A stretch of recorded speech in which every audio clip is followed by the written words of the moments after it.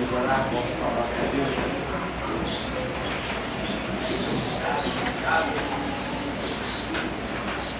Deus vive todo-poderoso, nós te damos graças por esta oportunidade a mais que o Senhor nos concede e nos permite.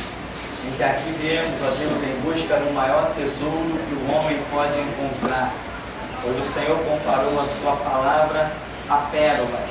E nós sabemos que pérolas nem todos conseguem achar, Deus. Por isso nós te damos graça nesta manhã, por termos acesso a estas pérolas que são a tua palavra.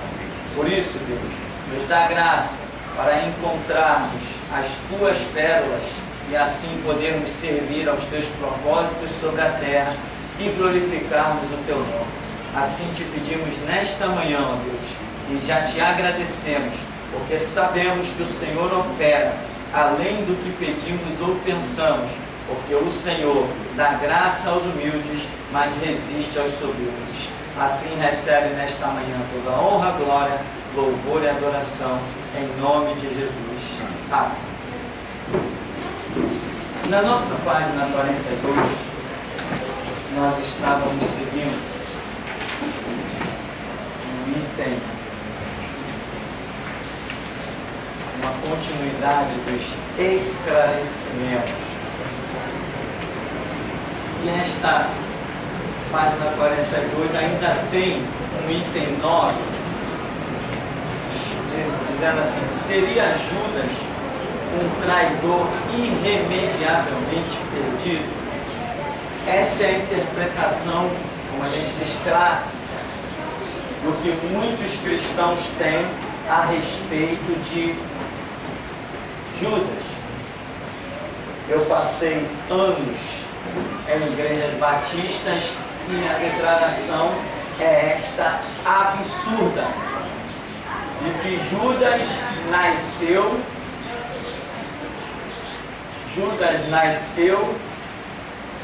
para ser o traidor.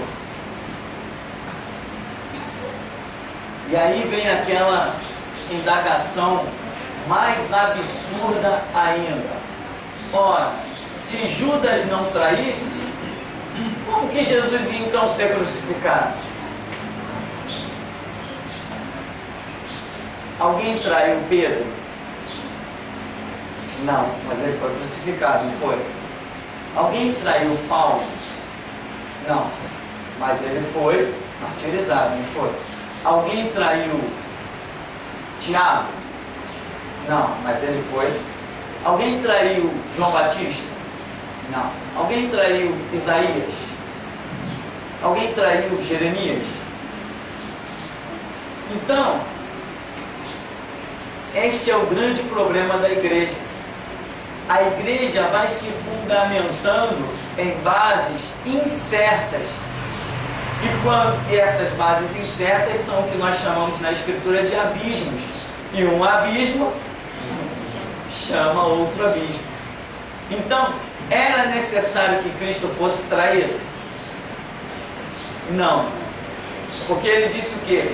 O Filho do Homem vai como dele está escrito, mas ai daquele por quem ele é traído. Isso é claro, é óbvio que ele está dizendo. A Escritura, a meu respeito, vai se cumprir, mas aquele que me trair, ai desse.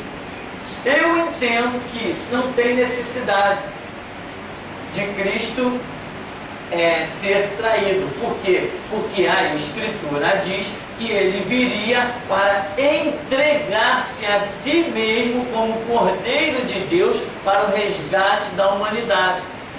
E não existe nenhuma profecia que diz que Jesus Cristo seria traído.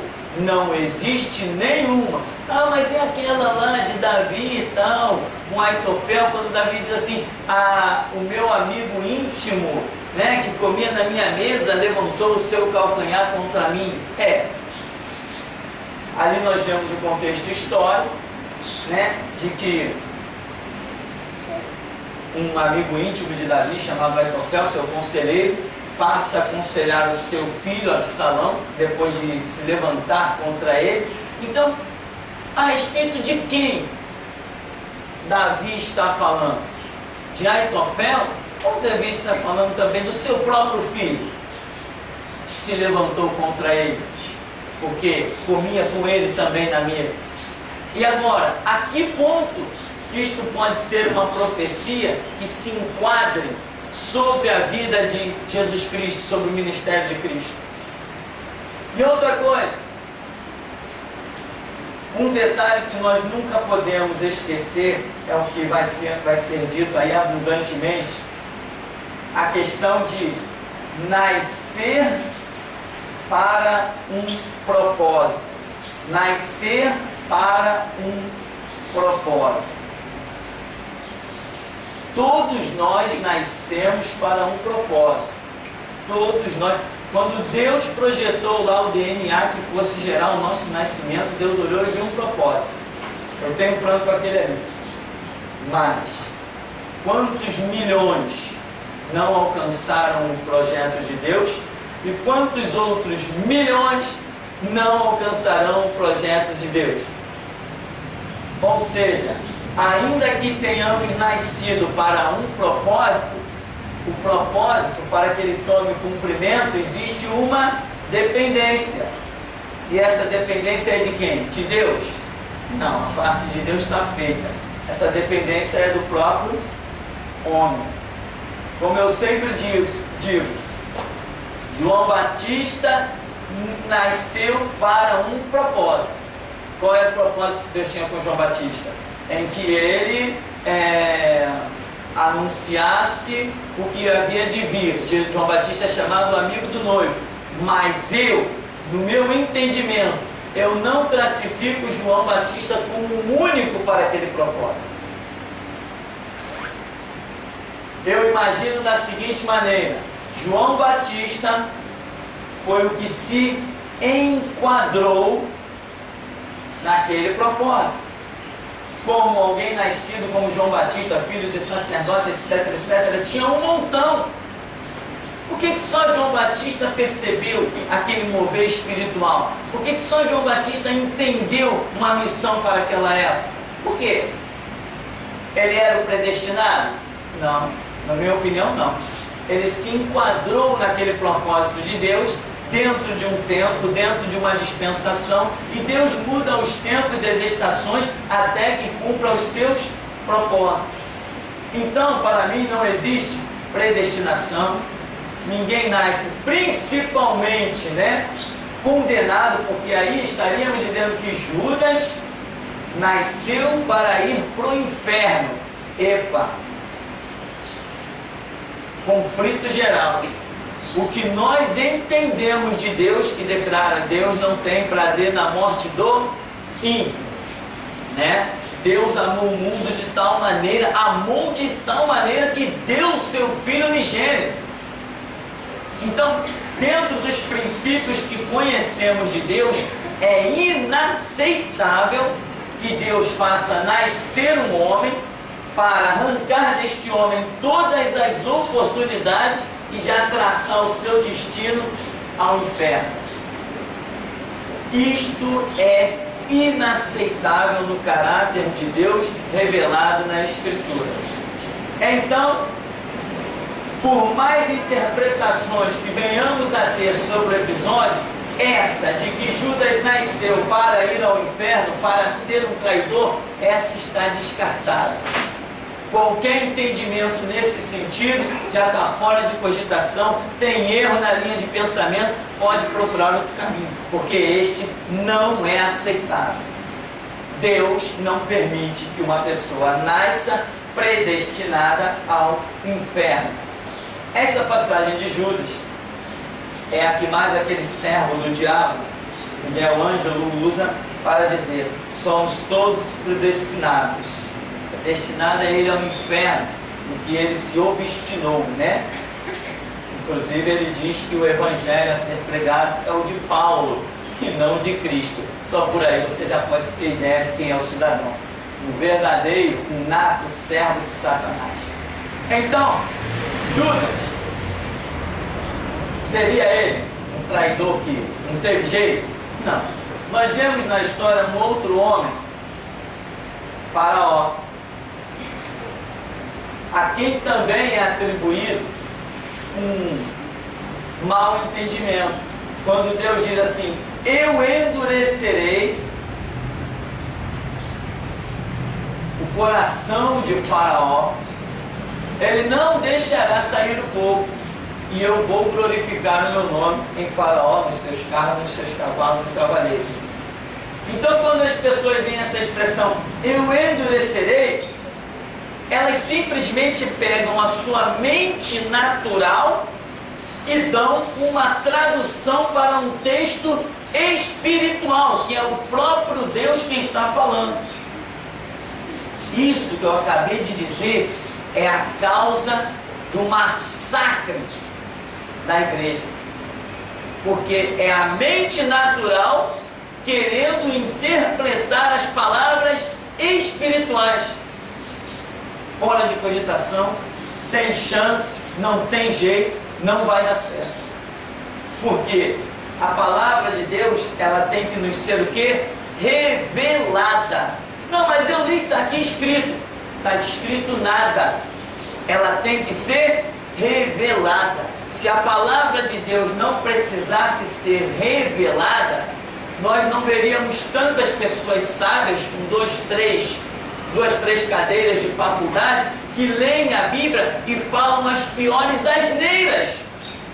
São pessoas cultas que entendem muito bem do idioma, das pontuações, sabem interpretar uma leitura de uma maneira maravilhosa, e elas leem, como eu já vi jornalistas e repórteres na televisão, lendo o texto bíblico e dizendo: está aqui escrito. Eu digo: coitado, está nada. A interpretação não é aquela, porque a Bíblia não é um livro literal somente, ela é um livro que tem um conteúdo espiritual. Todos nós, se lermos um texto bíblico e o quisermos interpretar com uma mente natural, sem vida de oração, esperando a revelação, nós cairemos na cova. Lembra quando houve aquele episódio de 11 de setembro de 2001, foi isso? Lá nos Estados Unidos? O 11 de setembro, não era isso? Das Torres Gêmeas. O que eu vi de crente e de jornalista abrir um texto bíblico lá daqueles das pontas da visão de Daniel, não sei o que, dizer: está vendo? Está aqui escrito, está aqui profetizado. Eu digo: coitado, não está nada. Não está nada escrito, não está nada profetizado. Aquilo ali não tem nada a ver. São duas situações diferentes e completamente diferentes. Tanto histórico quanto espiritual, não tinha nada a ver com o Torre Gêmeas. Então vamos achar agora tudo na Bíblia. A bomba de Hiroshima e Nagasaki tem que estar na Bíblia. Cadê? O atentado das Torres Gêmeas tem que estar na Bíblia. A guerra do Golfo tem que estar na Bíblia. Agora tudo que é maluco, que explode bomba por aí, eu tenho que achar uma razão bíblica. Também não é assim. Então, eu vi um jornalista, Ney, qual era o nome daquele camarada? Ney não sei o que lá, Ney Lopes, Ney Gonçalves, eu acho que era isso. Então esse camarada abriu o texto bíblico. Imagina, irmão, um jornalista cego, nu, abrir um texto bíblico e dar uma interpretação. Opa! Onde é que nós estamos? Então a Bíblia já não é mais a palavra de Deus revelada através do Espírito Santo. Qualquer palhaço agora pode dar interpretação. Não, a Bíblia somente é interpretada pela ação do Espírito Santo. A Bíblia não é para o mundo, a Bíblia é para nós cristãos. Nós temos o conhecimento das coisas espirituais, e quem quiser saber o futuro, a realidade, tem que vir até a igreja. Agora, tem um monte de gente lendo a Bíblia. Eu conheci um juiz que disse assim: eu já tinha lido a Bíblia 3 vezes, mas nunca imaginei que ela fosse a palavra de Deus. Quando ele se converteu, ele passou a ver diferente. Mas já tinha lido 3 vezes, mas nunca imaginou que pudesse ser a palavra de Deus. E está vendo lá um monte de coisa, um monte de maravilha. Ou seja, a Bíblia depende da ação do Espírito Santo para ser interpretado. Então, o camarada vê certas passagens bíblicas, certas palavras, como essa: eu endurecerei o coração de Faraó. Na minha mente natural, o que é esse endurecer? Endurecer para mim é tornar rígido, inflexível e não aceitar uma opinião diferente. Na minha mente natural é isso. Foi isso que Deus fez com Faraó? Não. Por quê? Porque estaríamos dando a mesma interpretação dada a Judas. Faraó nasceu para não crer em Deus e ir para o inferno. Aonde que isso é conceito de Deus? Se a Bíblia diz que Deus chama todos os povos, de todas as tribos, de todas as línguas e nações a se curvarem à sua soberania, como é que Deus vai olhar para um? Não, aquele ali eu não quero não, aquele ali é narigudo, é orelhudo, aquele ali eu vou endurecer o coração dele para ele não crer em mim. Inaceitável doutrina satânica dentro das igrejas, como lá na tal da Cristo Vive, Ministério Crescendo em Graça e outros servos do diabo, Renato Suete e por aí vai. Servos do diabo e ponto final, acabou a história. Então, quando nós vamos examinar o texto, eu recebi do Senhor, cada um que busque e receba, amém? Eu vou ensinar aquilo que eu recebi do Senhor. O que o Espírito Santo me ensinou é que o endurecer aqui é que na onisciência de Deus, ele já sabia que após a sua operação, Faraó voltaria atrás. Ou seja, Deus endurece o coração de Faraó pelas suas próprias ações de Deus. Ou seja, Deus diz assim: transforma a água em sangue. Quando Faraó diz assim: tá bom, eu vou deixar sair esse povo, mas ora o teu Deus aí para as coisas ficarem normais. Quando Moisés ora, Deus opera. Pela operação de Deus, cessando aquela praga, Faraó: não vou deixar sair o povo não. Então a causa, a consequência do endurecimento do coração de Faraó foi a ação de Deus. Então, de uma maneira mais indireta, poderíamos dizer, não sei, quem endureceu o coração de Faraó? Deus. Mas por quê? Por causa das suas ações. Vem a praga dos piolhos, dos gafanhotos. Faraó diz assim: não, Moisés, leva esse teu povo daqui, mas ora a Deus para isso aí parar. Aí Moisés ora, Deus opera. Faraó diz assim: não vou deixar sair o povo não. Se Deus não tivesse cessado a praga, Faraó teria ficado desesperado: não, leva esse povo daqui. Mas Deus opera, a ação de Deus faz com que Faraó endureça o coração. Está aqui a interpretação para mim. Só um anjo descendo do céu vai ter que discutir muito comigo para me fazer voltar atrás. O que eu recebi do Senhor é isso. Então, Faraó e Judas, eu os vejo mais ou menos dentro do mesmo campo. Nenhum dos dois nasceu para ir ao inferno, né? Aliás, falar que Faraó desceu ao inferno é até um pouco de precipitação, que a Bíblia não mostra em que condições Faraó morreu. Os historiadores, por exemplo, colocam que Faraó, quando vai no Mar Vermelho, que ele vê o Mar Vermelho, ele dá ordem ao seu exército para entrar, mas ele não entra. Então não sabemos, a história termina ali, o que Faraó fez da vida dele, que tipo de fé ele desenvolveu depois. Não sabemos, não podemos nem cogitar a questão, porque a Bíblia não fala. A Bíblia não diz que Faraó morreu, mas diz que ele ordenou a entrada no caminho do Mar Vermelho. Então, Judas e Faraó não nasceram para zombar e escarnecer de Deus, trair o Filho de Deus por 30 moedinhas de prata, né? Que vergonha, Jesus, o preço de um escravo. Deus criou Judas para isso? Não, os propósitos de Deus com Judas era outro. Por isso ele foi chamado no meio dos 12 que fariam uma grande obra por toda a terra. Nós sabemos que 12 é o número da plenitude, mas Judas tinha o seu livre arbítrio. Faraó também tinha o seu livre arbítrio. Todos nós temos o nosso livre arbítrio. Deus nos chama para uma obra, nos ensina o caminho, nos dá a graça, mas de repente vem um político bem intencionado e diz assim: ó, eu tenho uma proposta para você. Aí vai entrar em questão o meu livre arbítrio. Eu posso dizer, não quero nem ouvir tua proposta, então posso dizer, tá, conta aí. Se eu digo conta aí, opa, eu já tinha algum interesse, né? Quando ele contar, eu digo, boa esta proposta, né? Tantos não aceitaram as propostas do político. Silas Malafaia é conselheiro socioeconômico, conselheiro do governo Lula. Imagina, meu irmão, um pastor conselheiro de um marxista nato. Que piada. Mas eles esquecem que o dragão tem uma cauda, e cauda é traição. Eles têm um preço para pagar.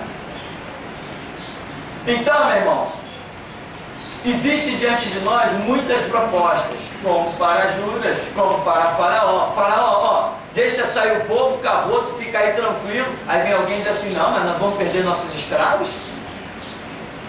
Só homens tinha, parece que lá em Israel, no Egito, 85 mil homens adultos, 85 mil. Faraó naquela época ele construiu o que ele quisesse, sustentando escravo a pão, água, a melão, a comida que era abundante, não dava nenhum salário. Então, perdeu a mão de obra dessa. Faraó, a encarnação do Deus Sol, receber ordem de um pastorzinho de meia tigela com um cajado na mão, que não sabia nem usar uma espada, já estava velho lá, com seus 80 anos. Né? Essa foi a idade que Moisés chegou diante de Faraó, 80 anos. Como que Faraó vai obedecer um homem desse? Assim diz o Senhor. Senhor? Quem é Senhor? Não sei quem é o Senhor e não deixarei sair Israel. Mas teve livre-arbítrio? Teve. Em todas as pragas que Deus operou, o objetivo das pragas de imediato foi mostrar o seu poder, a sua soberania, e não era ferir ninguém. Tanto que até antes de Deus derramar certas pragas que mataria gado, mataria pessoas, veio o sinal, olha, retirem tudo do caminho, guardem os gados no celeiro, ninguém sai na rua porque Deus vai mandar praga. Não tinha objetivo de ferir ninguém, mas Deus já tinha dito para Moisés, se ele não ouvir o primeiro sinal, o último ele vai ouvir. O último não adiantava se esconder, nem dentro do celeiro, nem dentro das casas, que a última ordem era que o anjo da morte invadisse quem não tivesse a marca do sangue do Cordeiro. Então, meu irmão, Judas não foi um traidor irremediavelmente perdido. Ele entrou por um caminho que ele escolheu, como hoje nós vemos tantas pessoas entrarem por caminhos que elas mesmas escolheram. Aí tem um texto de Mateus 26, na página 43, 26, verso 23 e 24. O Senhor Jesus deixa óbvio que ele subiria naquela cruz independentemente de quaisquer traição, pois para isso é que ele veio ao mundo. Ele disse, o Filho do Homem vai como dele está escrito, mas ai daquele por quem ele é traído. Ou seja, ai deste, visto não ser uma determinação divina, mas uma opção ao voluntário. Segundo ponto é que o Senhor diz, bom seria para este homem se não houvesse nascido, quer dizer, não faria diferença alguma se existisse um Judas ou não. A traição jamais foi uma determinação, pois se assim fosse, teríamos que atribuir sobre Judas a impossibilidade de conversão. Isto é impossível e absurdo. João 3,16 diz que Deus amou o mundo e Judas estava incluído nisto, né? Aí então, veja bem, um detalhe que nós lemos aí, muito importante, quando Jesus diz, o Filho do Homem vai como dele está escrito, ai daquele por quem ele é traído. Mas Jesus, na sua profunda, gloriosa sabedoria, revelação, ele ainda continua o texto dizendo assim: melhor seria para este homem não ter nascido. Irmão, essa expressão de Jesus para mim explica tudo. Não faria diferença então, quer dizer, então Deus não precisava de alguém que o traísse, porque Jesus está dizendo, melhor para esse homem nem ter nascido. Se ele não tivesse nascido, não faria a mínima diferença, porque Jesus já estava determinado aí naquela cruz, de qualquer jeito. Mestre, o que mais é Jerusalém? O Filho do Homem será entregue nas mãos dos pecadores. Se Judas, há quanto tempo já vinham tentando pegar Jesus? Mas eles tinham medo do povo, né? Por causa dos alvoroços. Não, ó, não pode ser na festa, não pode ser ali no meio do povo, para que não haja uma rebelião, não haja um tumulto entre o povo, tal, porque ele tem muitos seguidores, aquele papo de sempre. Não ia chegar uma hora que eles iam pegar Jesus de qualquer jeito? Ia chegar uma hora que iam pegar. Por quê? Primeiro que os romanos estavam nem aí para o tumulto do povo. A hora que eles chegassem com os escudos deles e com as lanças, eles pegavam Jesus. Bastava chegar a hora de Jesus, eles pegavam Jesus. O tempo todo, quando se aproximavam para prender Jesus, e isso foi tantas vezes, a Bíblia diz, não lançaram a mão dele, por quê? Porque não era chegada a sua hora. Deus ainda tinha um plano, um propósito. Então, quando Jesus diz, melhor seria para este homem o não ter nascido, isso para mim encerra a questão. Mesmo se Judas não tivesse nascido, Jesus ia parar naquela cruz de qualquer jeito. Como eu já falei no começo, Pedro não foi traído e não foi parar na cruz. Judas, João Batista, não foi traído e não foi decapitado. Tiago não foi traído, não foi decapitado pela espada de Herodes. Paulo não foi traído. Diz a tradição judaica que ele foi decapitado por Nero no presídio. João, o evangelista, não foi traído, foi extraditado para a ilha de Patmos. Então por que Jesus precisava ser traído? Para mim, não precisava. E essas palavras de Jesus aí, de Mateus 26, o Filho do Homem vai como está escrito, mas ai daquele por quem ele é traído. Melhor seria para este homem não ter nascido.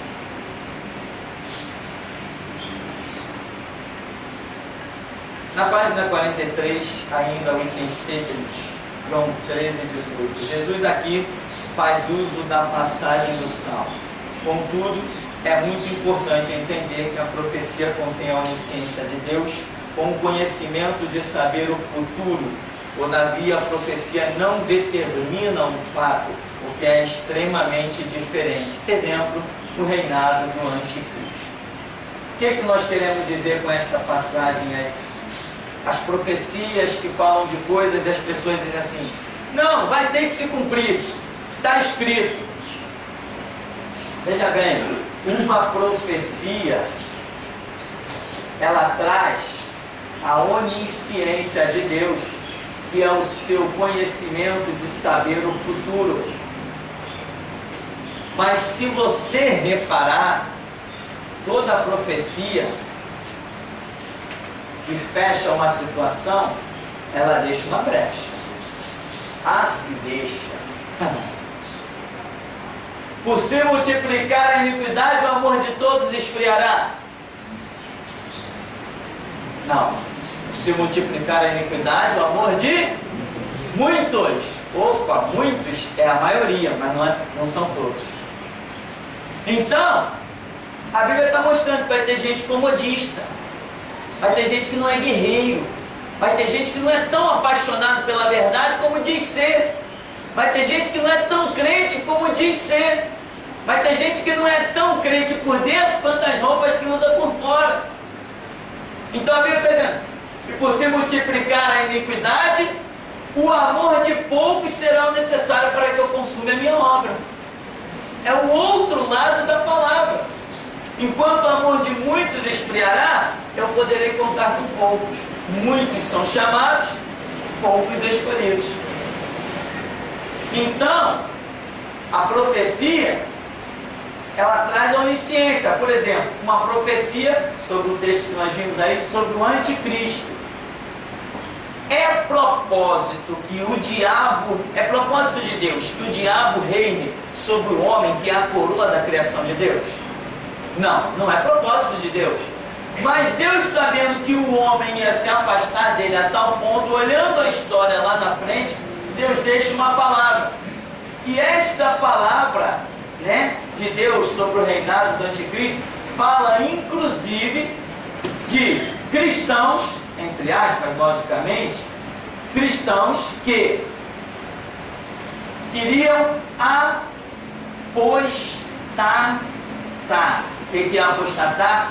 Voltar atrás na sua confissão de fé. Então, Deus lança uma palavra. Olha, lá na frente, o que Deus está vendo? Deus está olhando assim, está dizendo assim: vai ter até servo meu que vai negar a fé.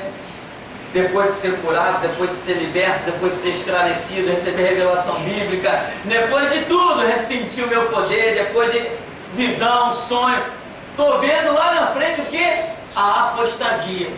Aí usa Pedro, Paulo, Tiago, João, Judas, Jesus, para falar de que o final dos tempos seria marcado pela apostasia. Então, esta onisciência de Deus, de olhar e dizer assim: no final dos tempos apostatarão da fé. Quem? Todos? Não, o próprio Paulo diz: apostatarão alguns.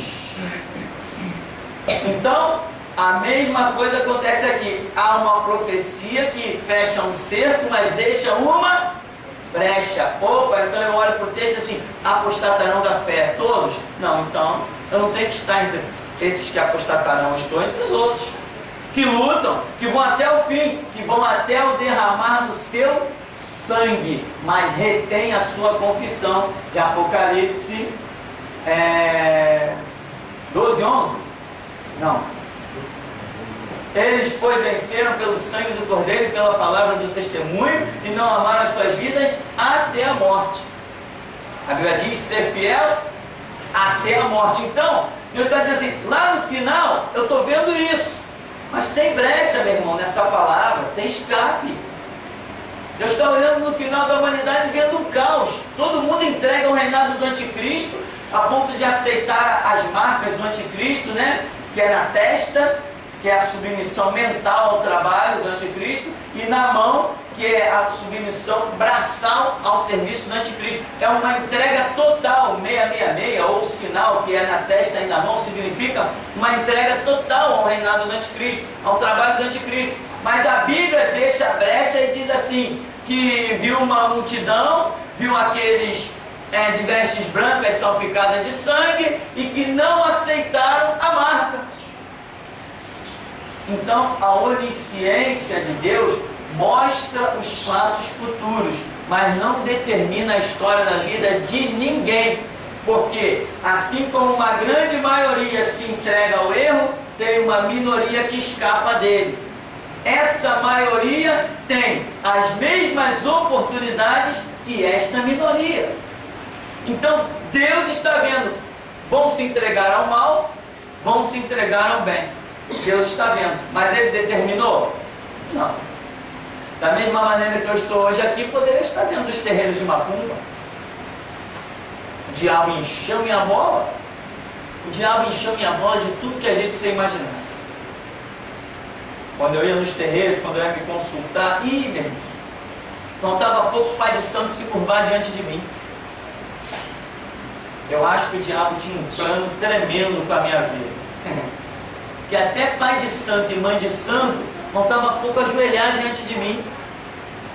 Dizem: você é muito querido, você, olha, você é especial, você é isso, você é aquilo, e ficava minha mãe do meu lado e eu ouvindo só elogio do diabo, só elogio. Acho que ele tinha um plano aí, que graças a Deus foi frustrado, mas ele tinha.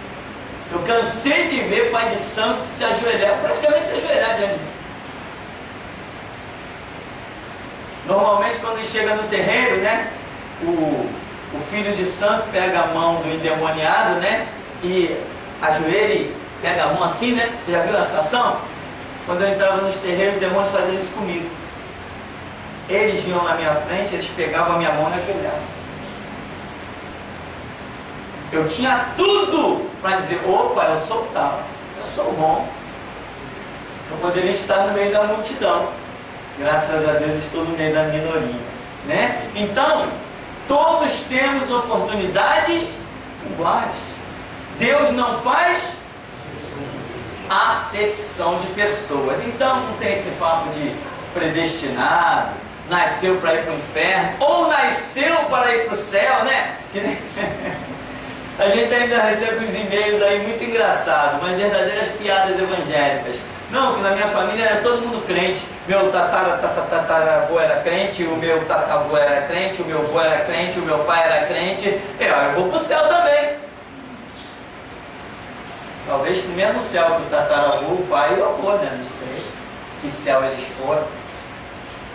Então, meu irmão, ninguém nasce nem predestinado ao céu, nem predestinado ao inferno. O próprio Cristo foi o quê? Foi tentado. A Bíblia diz que todos nós somos tentados, provados, porém Deus não nos deixa ser tentados além do que podemos resistir. Ou seja, se Ele não nos deixa ser tentados além do que podemos resistir, significa que nós somos sempre provados dentro da dimensão do nosso livre-arbítrio.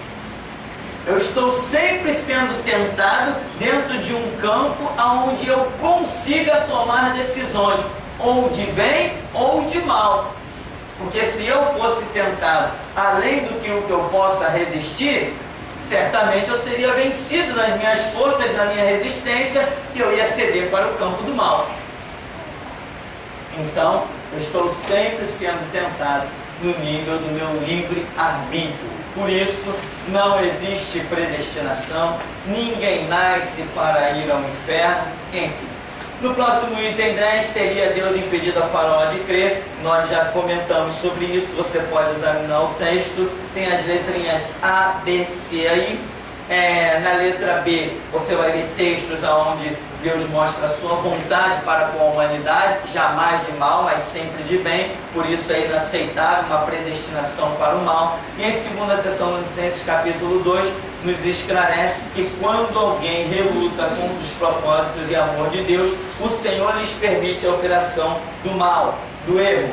É o que Paulo escreve dizendo, quando ele fala do reinado do anticristo, ele diz assim: porquanto negaram o amor da verdade para se salvar, Deus lhes permitirá a operação do erro, né? Enquanto eles negam a verdade, negam a misericórdia, negam a manifestação de Deus para a salvação, Deus se retira e lhes permite a operação do erro. E é interessante até essa palavra, permite, nos dá a entender ainda que não é um propósito absoluto de Deus. Amém? Vamos dar uma paradinha então para a gente beber uma aguinha e já já a gente volta.